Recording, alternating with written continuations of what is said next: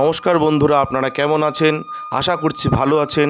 আমাদের চ্যানেলে যদি আপনি প্রথম বা নতুন হয়ে থাকেন তাহলে অবশ্যই চ্যানেলটি সাবস্ক্রাইব করে দিন এবং ভিডিও ভালো লাগলে অবশ্যই লাইক, কমেন্ট এবং শেয়ার করবেন। আজকে আপনাদের সাথে যেই ব্যাপারে আলোচনা করব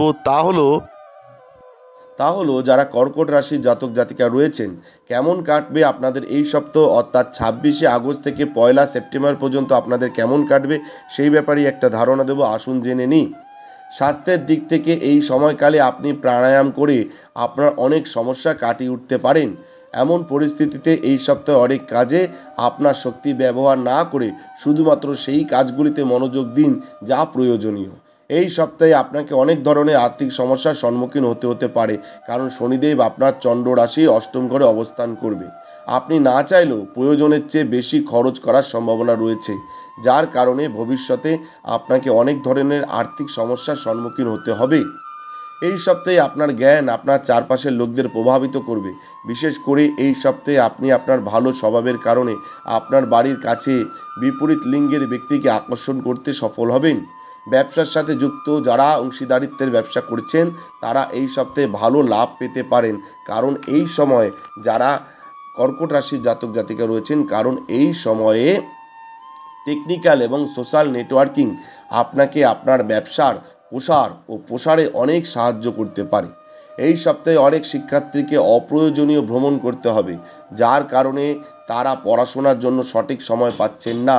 এমন পরিস্থিতিতে এই সপ্তাহে যতটা সম্ভব অপ্রয়োজনীয় ভ্রমণ এড়িয়ে চলুন, অন্যথায় এটি সমস্যা তৈরি করতে পারে।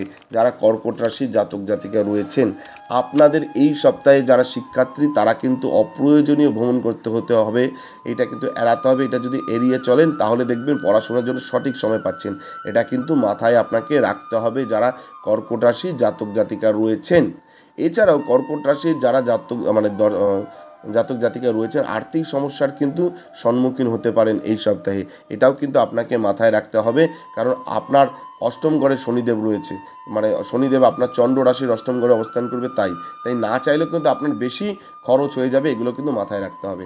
আপনাদের বললাম সার্বিক ফলাফল কর্কট রাশির, কিন্তু যদি ব্যক্তিগত কিছু সমস্যা থেকে থাকে বা ব্যক্তিগত কিছু জানতে চান তাহলে আমাদের ভিডিওতে দেওয়া ফোন নম্বরে যোগাযোগ করবেন। আমরা চেষ্টা করব আপনার ব্যক্তিগত সমস্যা সমাধান করবার। নমস্কার, ভালো থাকবেন। জয় শিব শম্ভু হর হর মহাদেব, ওম নমঃ শিবায়। জয় হরগণিত জয়, জয় সিদ্ধিদাত্রী জয়, জয় কৃপাময়ী দয়াময়ী করুণাময়ী জয়, জয় তারা মায়ের জয়।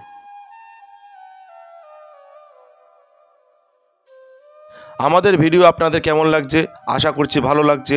তাহলে অবশ্যই লাইক করুন, কমেন্ট করুন এবং শেয়ার করুন, এবং চ্যানেলটি অবশ্যই সাবস্ক্রাইব করে দিন। ভালো থাকবেন, সুস্থ থাকবেন, ধন্যবাদ। এবং সকলে অবশ্যই কমেন্টে লিখবেন জয় শিব শম্ভু হর হর মহাদেব, ওম নমঃ শিবায়।